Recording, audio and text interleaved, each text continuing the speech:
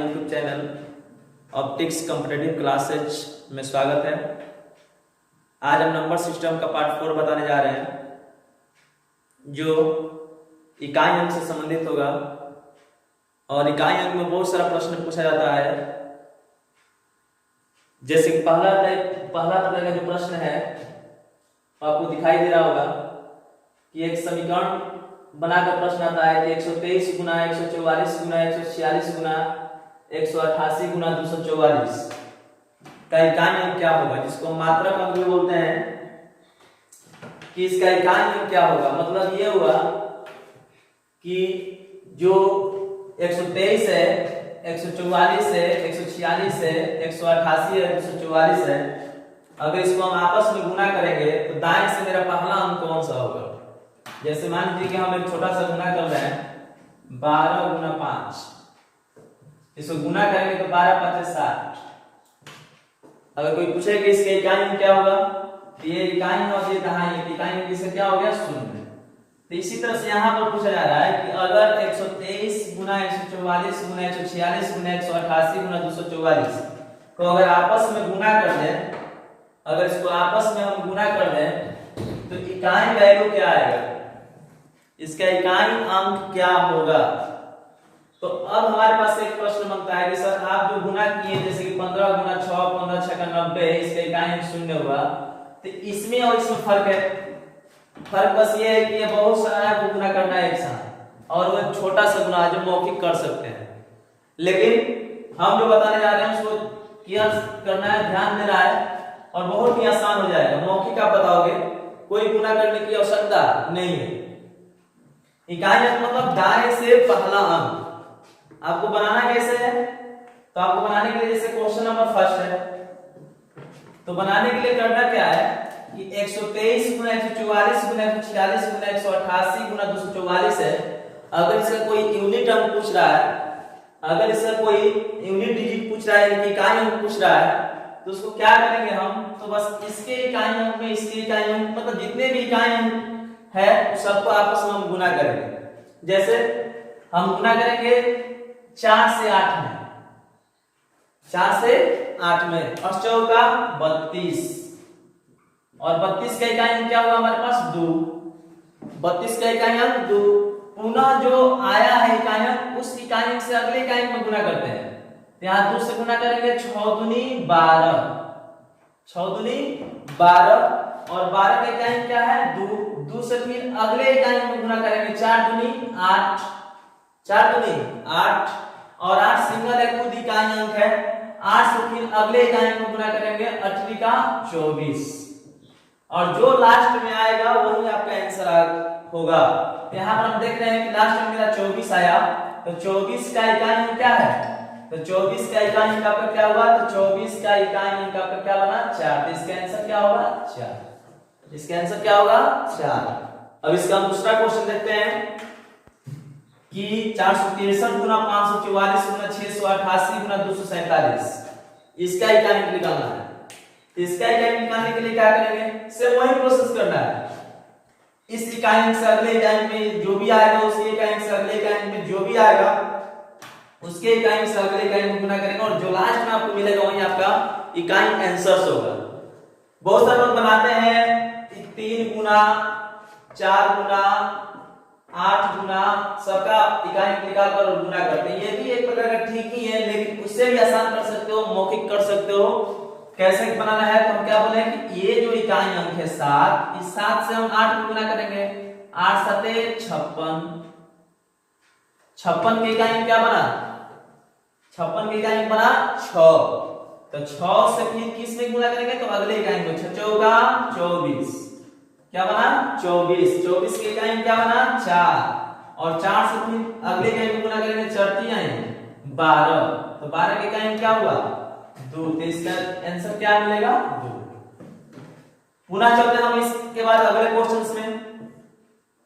इसका इकाई क्या होगा सर, तो यहाँ पर देख रहे हैं कि इसका इकाई क्या है 9, 9 दूनी 18, 18 के इकाई हम 8, 8 से हम अगले इकाई में गुना करेंगे 8 कम 8, 8 सिंगल है, खुद इकाई है, फिर 8 से किस में गुना करेंगे 4 में, और चौका 32, 32 का इकाई हम 2, 2 से पुनः गुना करेंगे 3 में, 3 दूनी 6, खुद अलग है, अकेला है, खुद इकाई में बना, इसका आंसर क्या मिला 6।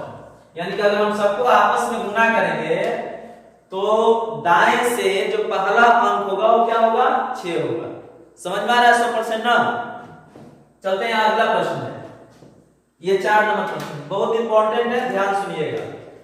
ये जो 4 नंबर प्रश्न है आप ऐसे नहीं कि ये बना नहीं सकते हो, बना सकते हैं लेकिन इससे संबंधित जो होगा वो अगला टाइप मिलेगा, इसलिए इसको थोड़ा सा ध्यान दीजिएगा।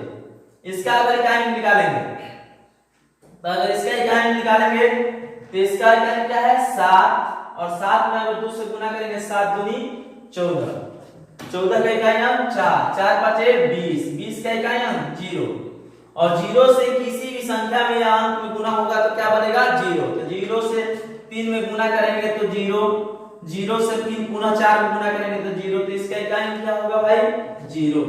अब यहीं पर थोड़ा समझना है, यहाँ पर एक हल्का सा हिंट है, आप लोग ये समझना है, इसको बनाने की कोई आवश्यकता नहीं है। ऐसे तो सारा क्वेश्चन आप मौखिक कर सकते हो, कोई डिफिकल्ट चीज इसमें नहीं मिलेगा आपको जो नहीं कर सकते हो, लेकिन फिर भी इसके लिए थोड़ा सा हम नोट्स दे रहे हैं, उसको ध्यान समझना होगा।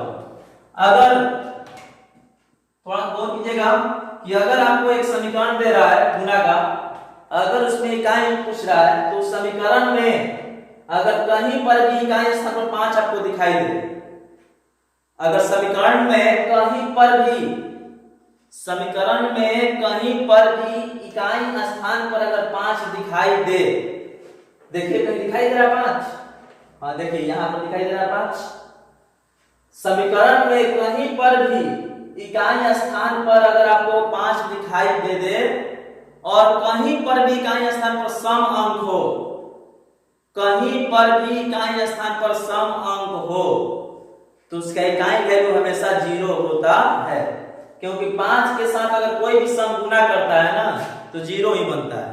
तो हम देख रहे हैं कि हमारे समीकरण में 5 है, सब समीकरण में हमारा 5 तो है, और 5 के साथ हम देख रहे हैं कि यहाँ पर तो विषम है लेकिन यहाँ पर सम है, और क्या बोले कहीं पर भी, ये जोड़ दें कि यहीं पर हो, यहाँ पर भी इकाई स्थान पर हो सकता है सम, और कहीं पर भी अगर सम अंक हो समीकरण में और इकाई स्थान पर कहीं पर भी 5 हो तो उसका इकाई अंक हमेशा क्या होता है 0 होता है। तो ये एकदम क्लियर होगा, 100% समझना होगा ये। इसके बाद हम आगे चलते हैं, क्वेश्चन नंबर 5। इस 5 को भी हम लोग समझेंगे, बनाएंगे तो आंसर मेरा वही आएगा, लेकिन इसके लिए भी थोड़ा सा नोट समझना होगा कि आप देख रहे हैं कि ये है 421, 687, 963, 845, 379। अब इसका इकाई पूछ रहा है, आप इसके आंसर मौखिक दोगे 5। आप बोलोगे सर आप तो बनाए नहीं आंसर, आप 5 दे दिए। थोड़ा समझना है, अगर आप इसका आंसर दोगे 5 तो आपका आंसर 100% सही होगा, और नियम से नहीं बनाओगे तो आंसर आपका क्या आएगा 5 ही आएगा। जैसे गुना करेंगे, अगर हम देखो 7 एकम 7, 7 का इकाई अंक 7, 70 का 21, 21 का इकाई अंक 1, और 1 में 5 से गुना करेंगे 5 एकम 5, और 45, 45 का इकाई अंक क्या होगा 5। लेकिन फिर हम बोले कि सर मौखिक आंसर हमको देना है, कैसे देंगे, तो उसके लिए इसके लिए भी थोड़ा सा हल्का सा नोट समझना होगा। अगर समीकरण में कहीं पर भी इकाई स्थान पर 5 हो, अगर समीकरण में कहीं पर भी इकाई स्थान पर 5 हो और बाकी के इकाई स्थान पर विषम अंक हो, और बाकी के इकाई स्थान पर विषम अंक हो, तो उसका इकाई अंक हमेशा 0 होता है। ध्यान सुनिएगा पुनः एक बार और, समीकरण में कहीं पर भी इकाई स्थान पर 5 हो, देखिए यहाँ पर 5 है ना, समीकरण में कहीं पर भी इकाई स्थान पर 5 हो है, और बाकी जितना भी बचा है उसके इकाई स्थान पर विषम हो, क्या हो विषम, तो देखिए 9 विषम, 3 विषम, 7 विषम और 1 विषम, और विषम और 5 जब गुना होता है तो इकाई हमेशा 5 ही बनता है। तो इसका इकाई क्या होगा 5। अगर नियम से बनाओगे तो 7 एकम 7, इकाई 7, 70 का 21, और 21 का इकाई अंक 1, और 1 में 5 से गुना करेंगे 5, और 5 से 9 में गुना करेंगे 5 नामा 45। इसका इकाई स्थान क्या होगा 5। समझ में आया? अब हम जो बताने जा रहे हैं वो इकाई अंक का दूसरा टाइप है। पहला टाइप तो हम लोग समझ में आ गया, लेकिन दूसरा टाइप हम लोग को समझना अब ये है कि अगर 1 गुना 2 गुना 3 गुना 4 गुना डॉट डॉट डॉट 134, अगर कोई पूछे इसका इकाई अंक क्या होगा तो आप क्या बताओगे? और रह गया बात कि एग्जाम से जो क्वेश्चन पूछता है इस तरह का बहुत सारा क्वेश्चन पूछता है ऐसा कॉन्सेप्ट पर भी है, लेकिन थोड़ा सा हम लोग मिस्टेक करते हैं और आंसर इसका गलत देते हैं। 1 गुना 2 गुना 3 गुना 4 गुना डॉट डॉट डॉट गुना 134, इसका इकाई वैल्यू क्या होगा? इसका इकाई वैल्यू निकालने के लिए आप ये नहीं करोगे कि 4 गुना 4 सर आपको बताया हो कि इस इकाई अंक से अगले इकाई अंक में, और जो आएगा पुनः उसके अगले इकाई अंक में, जो आएगा पुनः उसका अगले इकाई अंक में गुना करेंगे, जो लास्ट में आएगा उसका इकाई वैल्यू ही मेरा आंसर होगा। ऐसा कुछ नहीं करना है। अगर इसका इकाई अंक जानना है तो जो हम टाइप 1 में जो 2 नोट्स बताए हैं उसको ध्यान देना होगा। क्या बताया? तो पहला नोट्स ये बताए थे हम कि अगर आपके समीकरण में कहीं पर भी इकाई स्थान पर 5 हो, आपके समीकरण में कहीं पर भी इकाई स्थान पर 5 हो और बाकी के कहीं पर भी इकाई स्थान पर सम अंक हो, तो उसका इकाई वैल्यू हमेशा 0 होता है। उसका इकाई वैल्यू हमेशा क्या होता है? 0 होता है। जैसे तो आप इसमें बहुत सारे लड़के क्या करते हैं, मिस्टेक कर जाते हैं कि सर 1 गुना 2 गुना 3 गुना 4 है, यहाँ 134 है, तो गुना करेगा ऐसे 4 4 का 16, 16 का 6 6 36 18, 18 का इकाई अंक 8 और 8 का 8 आंसर देगा 8। लेकिन यहाँ पर ऐसे नहीं बनाना होता है, क्योंकि इसमें थोड़ा समझने वाली बात है कि 1 गुना 2 गुना 3 गुना 4 गुना है डॉट डॉट डॉट, मतलब ये है कि इसमें बहुत सारे अंक हैं और हमको जाना है 134 तक। कहां तक? 134 तक छोड़ दिया गया है। अब वो लिखेगा तो ये पूरा एक बोर्ड का बन जाएगा। तो आपको एक सीरीज दिया गया है कि ये जो है सर एक परफेक्ट संख्या का सीरीज है। आपका 1 है, 1 के बाद 2 है, 2 के बाद 3 है, 3 के बाद 4 है, और ऐसे ही बढ़ते हुए जाना है। कहां तक जाना है? 134 तक। तो आप समझ सकते हो कि 1 के बाद 2 है, 2 के बाद 3 है, 3 के बाद 4 है, तो 4 के बाद क्या आएगा सर? 5, 5 के बाद क्या आएगा सर? 6। ऐसे ही सबको जाना है कहां तक? 134 तक। तो हम देख रहे हैं कि इसमें 5 भी मिल गया और सम अंक भी मिलेगा। सम अंक यहाँ पर नहीं है, बगल में ही है। यहाँ पर आगे 5 आएगा ना, 5 आएगा, 6 आएगा, ऐसे ऐसे कहां जाना है? 134 तक। तो 5 के बगल में ही है 4। कहीं पर भी हो, अगर 5 के साथ कोई भी इकाई स्थान सम आ जाए तो समझ लो कि उसका इकाई अंक हमेशा क्या होता है? 0 होता है।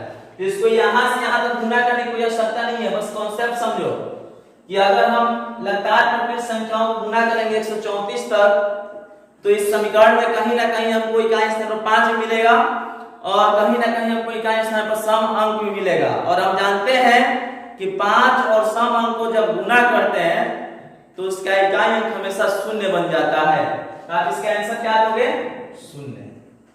आप इसका आंसर क्या देंगे? 0। आगे चलते हैं।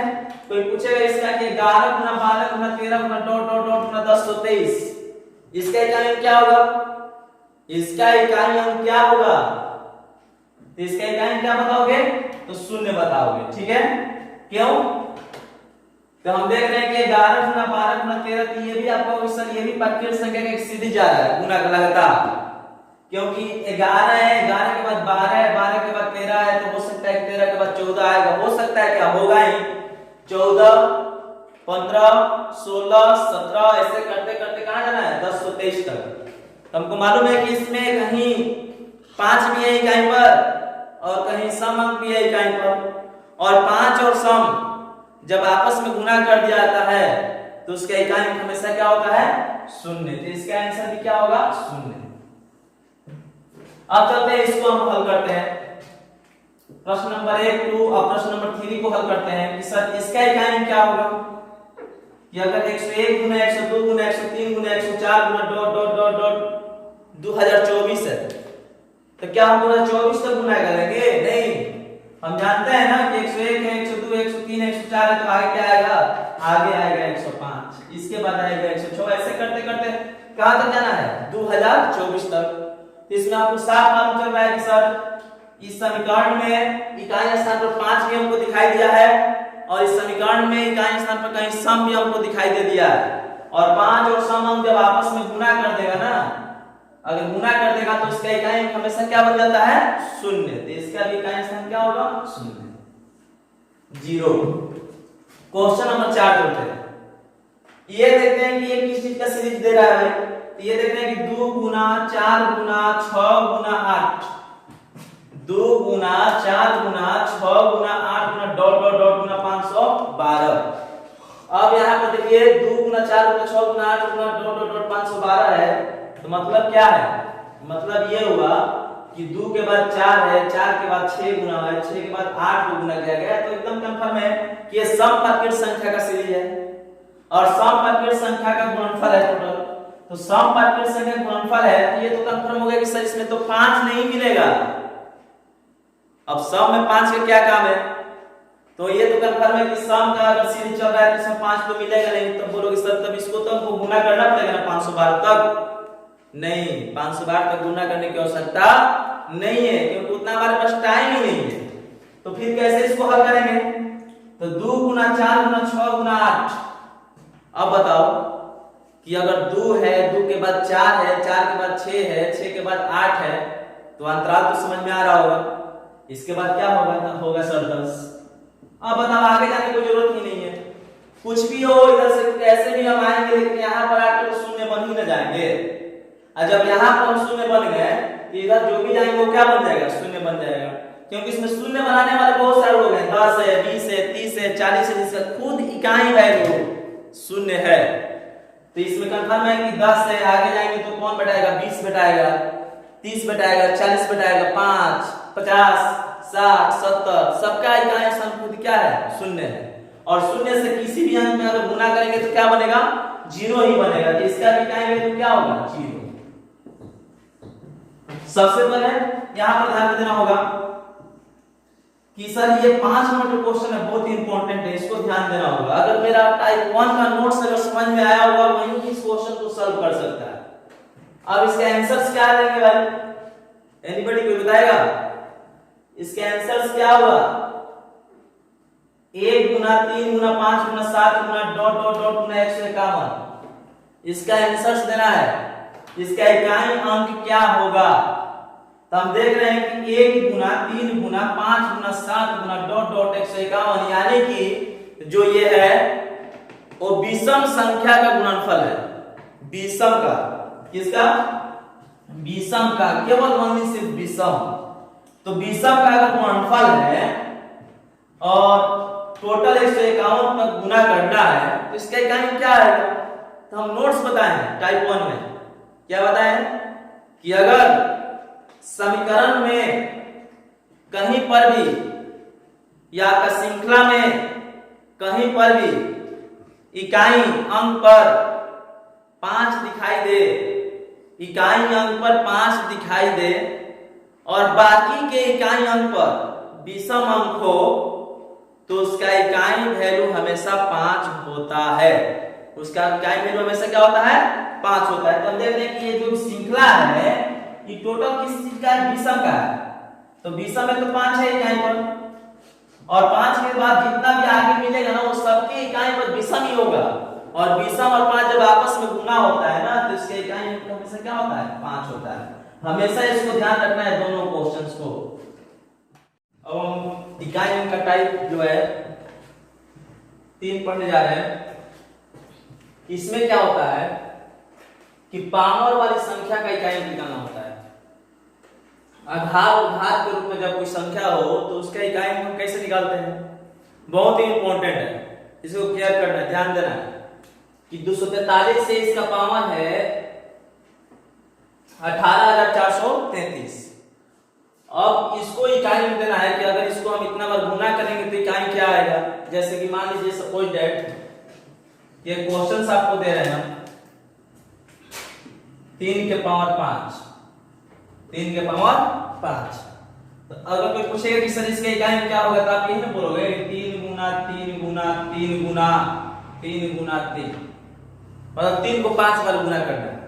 अब इसके इकाई में जाएंगे तो हम बताए हैं क्या कि इस इकाई से अगले इकाई को गुना करेंगे। 3 का 9, 9 27, 27 के इकाई अंक 7 और 70 का 21, 21 के इकाई अंक 1 और 3 एकम 3। इसके इकाई में क्या बना 3। मतलब 3 को अगर हम 5 बार गुना करेंगे ना तो मेरा इकाई स्थान क्या आएगा 3 आएगा। लेकिन यहाँ पर हम देख रहे हैं कि अगर हम 241 को 18,433 बार गुना करेंगे तो बड़ा मुश्किल काम है, जो हो नहीं सकता है। तो फिर इसका इकाई हम कैसे निकालेंगे? इसको हम एक कॉन्सेप्ट के मदद से समझेंगे, एक नियम की मदद से समझेंगे कि अगर हमको इतना बड़ा बड़ा पावर दिया रहे, अगर हमको इसका इकाई बताना हो तो हम कैसे बताएंगे, क्योंकि हम तो उतना गुना करने में असमर्थ हैं। तो फिर इसके इकाई हम कैसे बताएंगे? तो हम ये देखें कि अगर हम इसको गुना किए इतना 3 बार तो इसका इकाई 5 बार अगर 3 को हम गुना किए तो इसका इकाई स्थान 3 आए। अगर हम इसी प्रश्न को नियम से बनाएंगे तो हम देख रहे हैं क्या कि ये 3 के पावर क्या है 5। तो नियम ये कहता है कि जो भी आपका घात हो, जो भी आपका घात बन रहा है, जो भी आपका घात है उसमें 4 से भाग दिया जाता है। कितना से? 4 से भाग दिया जाता है। देखिए 3 के पावर 5 है ना, तो 5 ये क्या है घात है, तो 5 में हम 4 से भाग देंगे। 5 में हम किससे भाग देंगे 4 से। उसके बाद होता है क्या कि जब आप भाग दोगे 4 से तो जो आपका शेष आएगा, जो आपका शेष आएगा वही आधार के पावर बनेगा, वही आधार का पावर बन जाएगा। तो यहाँ पर देख रहे हैं कि 4 से अगर हम 5 में भाग दे रहे हैं तो ये 1 मत में जाएगा 4, शेष कितना आएगा 1। शेष कितना आएगा 1। तो शेष 1 आया तो हम क्या बोलेंगे जो भी शेष आएगा वही आधार का पावर बनेगा। तो शेष कितना आया 1 और आधार का कितना है 3, तो हम क्या बोलेंगे 3 के पावर 1 बराबर कितना होगा 3। इसका आंसर क्या हुआ 3। मतलब ये है कि हमको सबसे पहले क्या करना है कि घात में 4 से भाग देना है।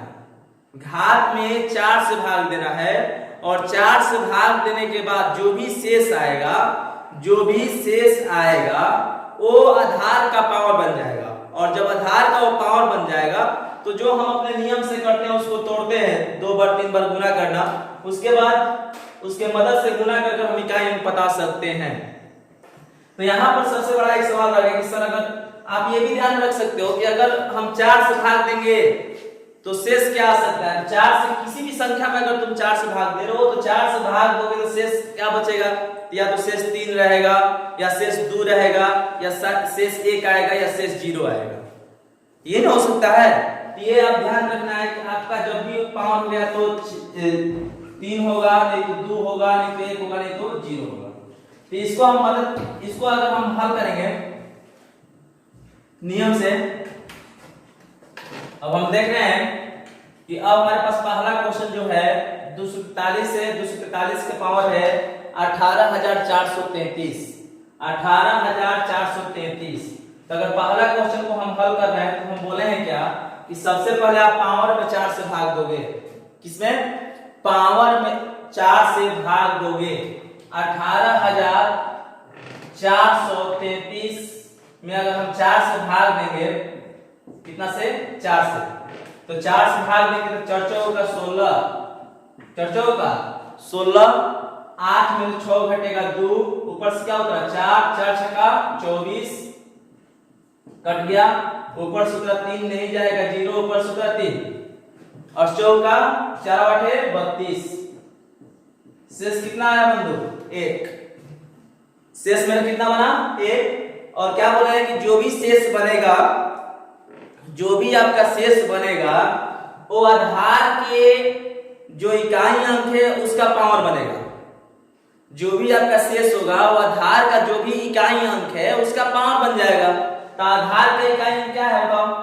हमारे पास टोटल आधार 243 और 243 टोटल आधार है, उसका इकाई क्या है 3। तो 3 का पावर कौन बनेगा 1, तो 3 के पावर 1 बराबर कितना होगा 3। अगर इसका इकाई अंक पूछेगा तो क्या बताओगे 3। अब आपके सामने 2-3 प्रश्न है, आप लोग प्रश्न करो जो करना है।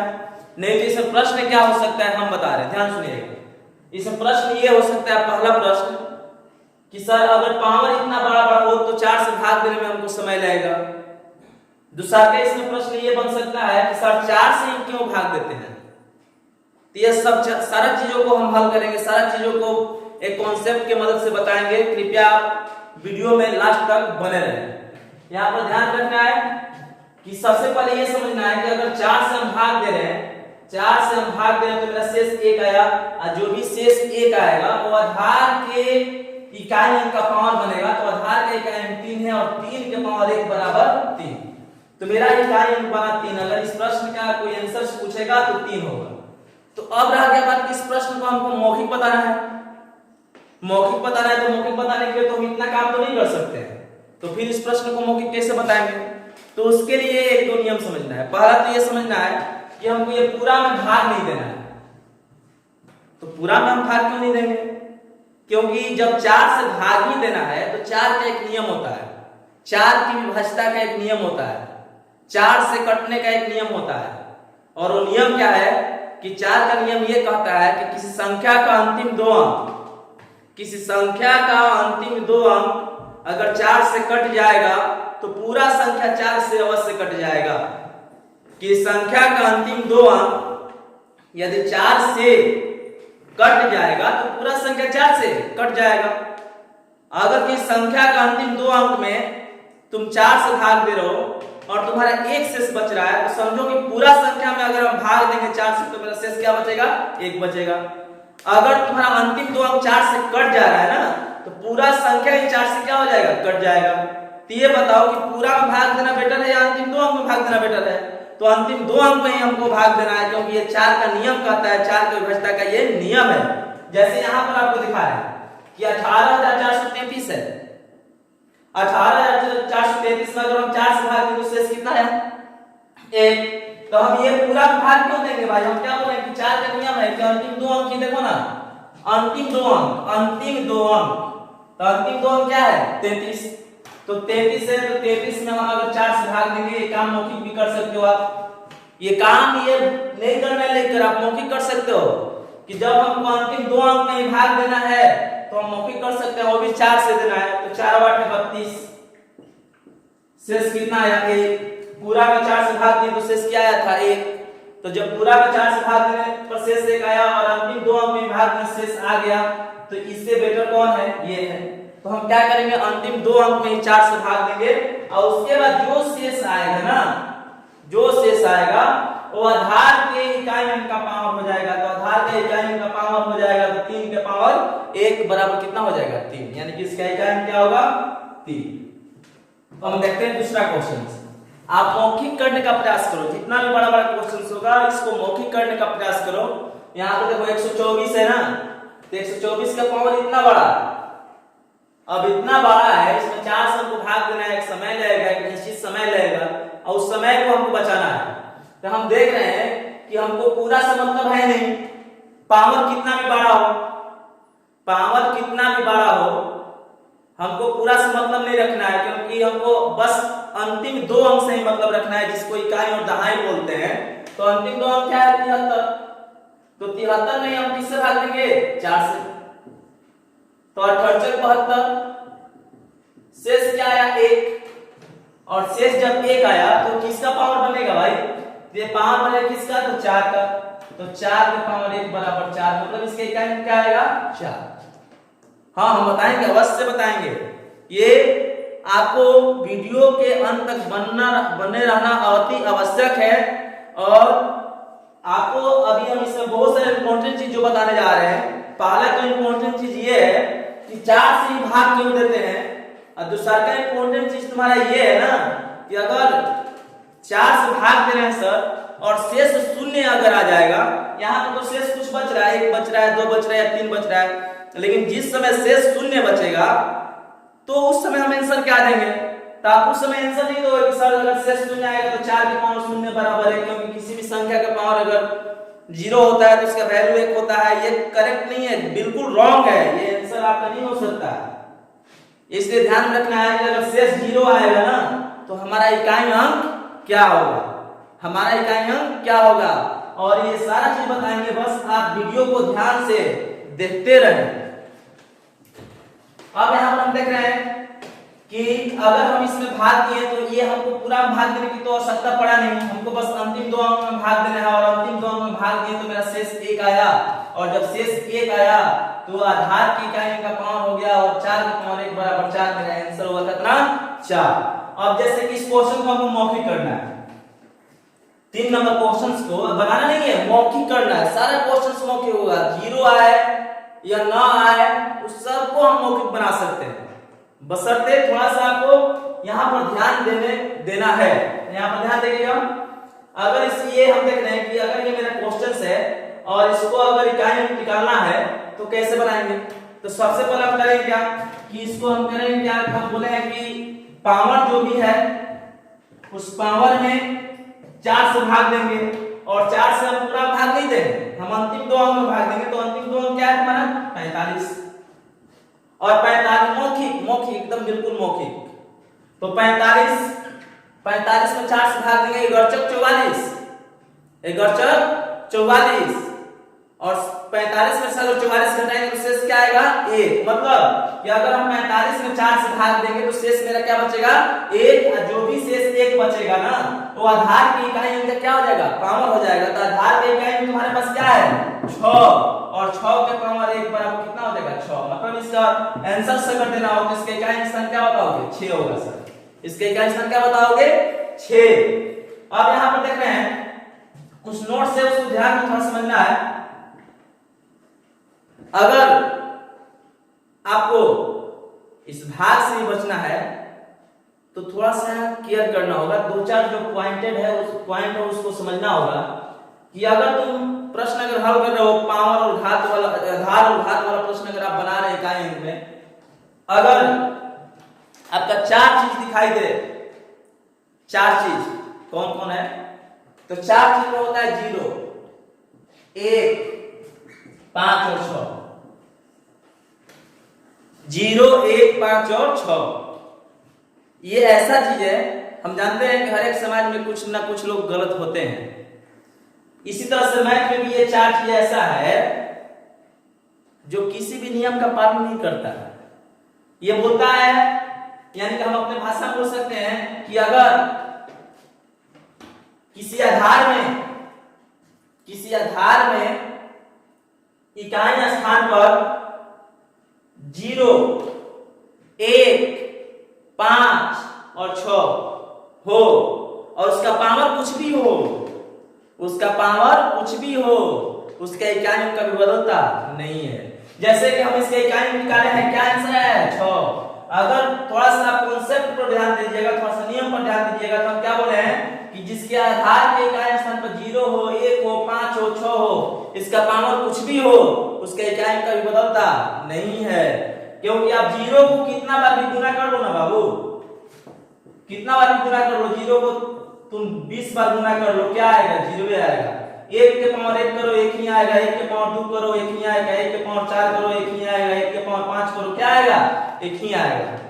तुम 5 के पावर कुछ भी कर लो, 5 के पावर 1 5 ही होगा, 5 के पावर 2 कर लो 50 25 के इकाई स्थान क्या होगा 5 ही होगा, और 5 के पावर 3 भी कीजिएगा तो इसका इकाई स्थान क्या होगा 5 ही होगा। इसी कैटेगरी में एक आता है 6 भी, 6 बोलता है कि हमारा भी पावर तो कुछ भी कर लो ना भाई, हम भी इकाई स्थान बस नहीं बदलेंगे। 6 के पावर 1 6, 6 के पावर 2 6 जाएगा 36 इकाई स्थान 6, 6 के पावर 3 216 इकाई स्थान पर क्या आया 6 ही आया। यानी कि 4 ऐसा चीज है ना जो पावर से मतलब ही नहीं रखता है, 0, 1, 5 और 6। अगर किसी आधार के इकाई स्थान पर 0, 1, 5, 6 तुमको दिखाई दे रहा है और उसका पावर कुछ भी हो तो उसको बनाने की आवश्यकता नहीं है, जो आधार का इकाई तो वही तुम्हारा आंसर है। यहाँ पर क्वेश्चन नंबर 4 देखते हैं, मौखिक बन सकता है ना, एकदम कंफर्म बना सकते हो, आपको समझ में आ रहा है। देखिए यहाँ पर अब इस प्रश्न को इकाई में देना है कि इसके इकाई में क्या होगा, तो हम बोले कि पहले तो आप देख सकते हो कि पावर मेरा इतना बड़ा है तो पूरा पावर में 4 से भाग देने की कोई जरूरत नहीं है, तो पूरा पावर में अगर 4 से भाग देने की कोई जरूरत नहीं है तो अंतिम दो अंक में तो 4 से भाग देना ही है। तो अंतिम दो अंक में 4 से क्यों भाग देते हैं ये भी आपको हम बता दिए हैं, क्योंकि अंतिम दो अंक जो है 4 का नियम होता है कि 4 कहता है कि मेरा अंतिम 2 अंक ही सब कुछ है। अगर अंतिम 2 अंक को हम काट देंगे तो पूरा काट देंगे, अगर अंतिम दो अंक को हम नहीं काटेंगे तो पूरा को नहीं काटेंगे।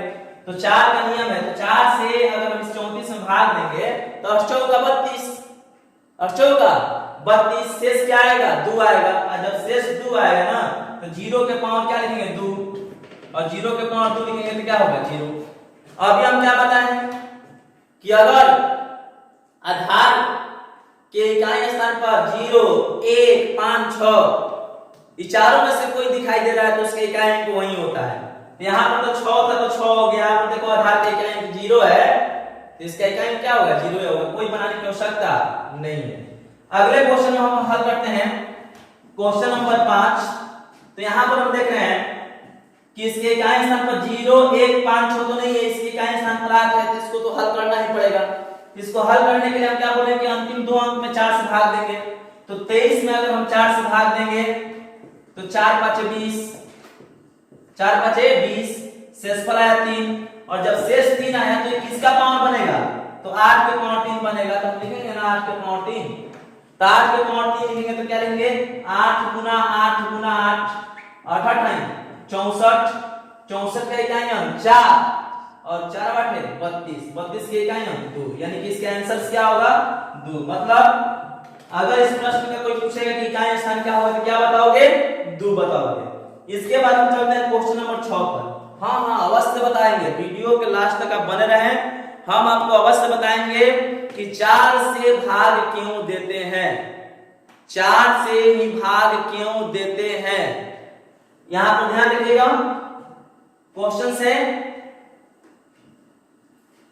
अगर हम बोले हैं कि 0, 1, 5, 6 आधार के इकाई स्थान पर दिखाई दे तो आपका आंसर वही होगा। तो देखो इसके आधार के इकाई स्थान पर क्या है 5 है, क्या है 5, तो इसका आंसर एकदम मैथमेटिक, तो कोई हल करने की आवश्यकता नहीं है, इसका आंसर क्या होगा 5 ही होगा।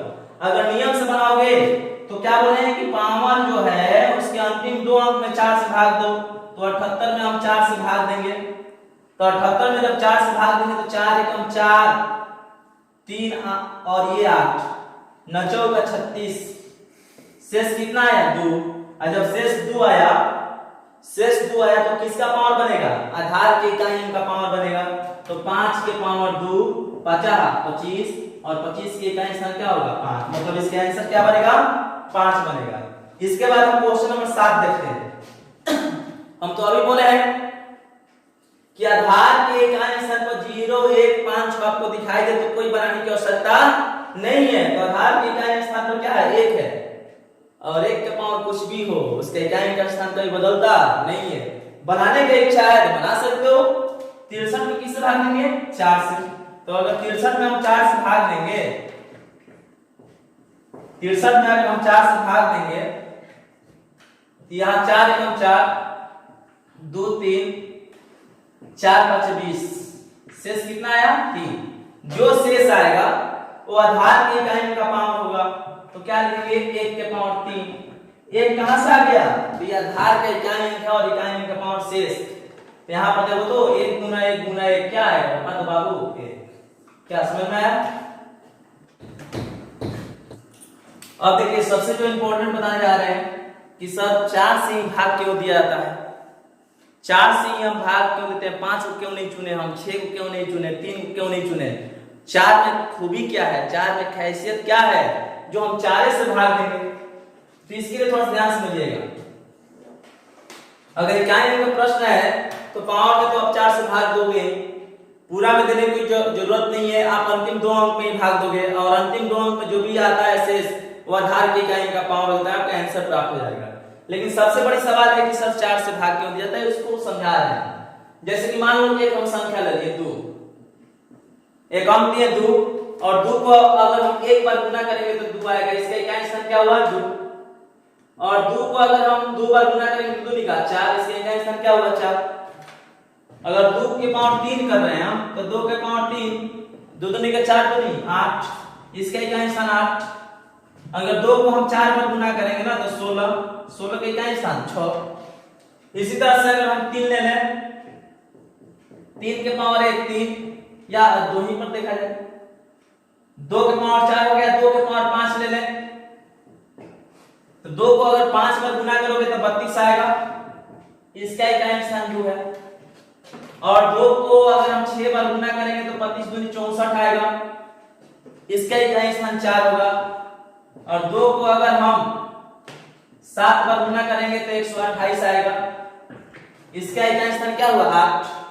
और 2 को अगर हम 8 बार गुना करेंगे तो 256 आएगा, और इसका इकाई स्थान क्या हुआ 6। आगे बढ़ना है, बढ़ते जाओ। ये दो ही का कहानी नहीं है, ये कोई भी संख्या ले सकते हो, हम ये नहीं बोले कि 2 ही ले लो, आप किसी को लेकर दे सकते हो, 2 3 4 5 6 7 8 13 14 15 कोई भी। हम इसलिए 2 लेंगे कि थोड़ा सा गुना करना आसान पड़ेगा। यहां पर देखते हैं 2 के पावर 9 लेते हैं तो 256 दूनी कितना होता है 512, इसका इकाई स्थान क्या हुआ 2। और 2 के पावर अगर हम 10 ले रहे हैं 1024, इसका इकाई स्थान क्या हुआ 4। अगर 2 के पावर हम 11 ले रहे हैं तो 2 को अगर हम 11 बार गुना करेंगे तो 2048 आएगा, इसका इकाई स्थान क्या हुआ 8। और 2 को अगर हम 12 बार गुना करेंगे ना तो 4096 आएगा, इसका इकाई स्थान क्या हुआ 6। अब यहां से एक चीज देखिए, आप लोग खुद देख सकते हैं कि क्या हो रहा है, हो क्या रहा है। तो देख रहे हैं कि 2 4 8 6 2 4 8 6 2 4 8 6 रिपीट। मतलब क्या, मतलब ये कि अगर हम कोई भी संख्या को 4 बार गुना करेंगे ना, 1 बार गुना किए इकाई स्थान उसका अलग है, 2 बार गुना किए इकाई स्थान अलग है, 3 बार गुना किए इकाई स्थान अलग है, 4 बार गुना किए इकाई स्थान अलग है, लेकिन जस्ट उसको 5वां बार गुना कर रहे हैं तो वही चीज आने लग रहा है, वही रिपीट कर रहा है बार बार। देखिए ना 2 4 8 6 और जस्ट 4 के बाद हम 5 पर गए कि 2 को 5 बार गुना किए तो क्या आ गया, पुनः 2 आ गया, पुनः 4 आ गया, पुनः 8 आ गया, पुनः क्या आ गया 6। फिर आगे बढ़ोगे तो देखो क्या आ गया 2 4 8 और 6। मतलब ये क्या हो रहा है ना कि कोई भी संख्या को अगर 4 बार गुना करोगे तो अलग अलग इकाई स्थान देगा, लेकिन जस्ट 5वां बार गुना करोगे तो वही चीज बार बार क्या करने लगता है, रिपीट करने लगता है, इकाई स्थान को दोहराने लगता है। इसीलिए पुनः हम किससे भाग देते हैं 4 से। अगर ये काम 5 के बाद होता तो हम 5 से भाग देते हैं, अगर ये काम 6 के बाद होता तो हम 6 से भाग देते हैं, लेकिन वो कितना के बाद हो रहा है 4 के बाद। जैसे एक एग्जांपल के तौर पर समझा रहे हैं, मान लीजिए कि आप कहीं खाना खाने जा रहे हैं, मान लीजिए कहीं आपको निमंत्रण है, कहीं आप गए खाने के लिए बहुत बड़ा सा स्टॉल लगा हुआ है, इस तरह से बना हुआ है।